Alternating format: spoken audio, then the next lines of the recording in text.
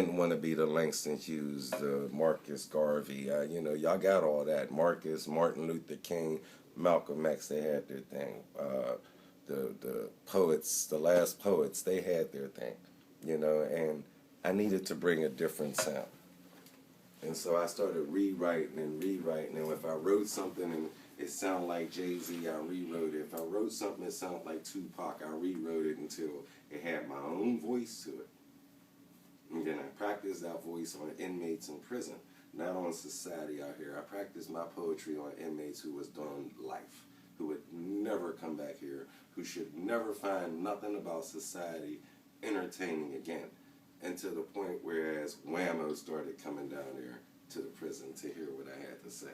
I was doing Whammo parties in SCI Pittsburgh. The State Correctional Institution.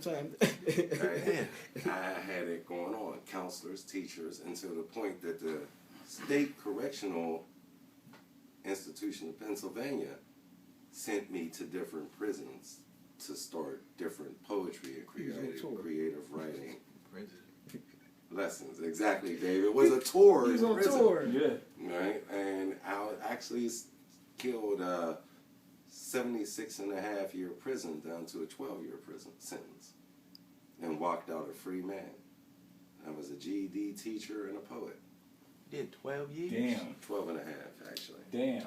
And a month after I walked out the door, I met this brother here, Dave Jones.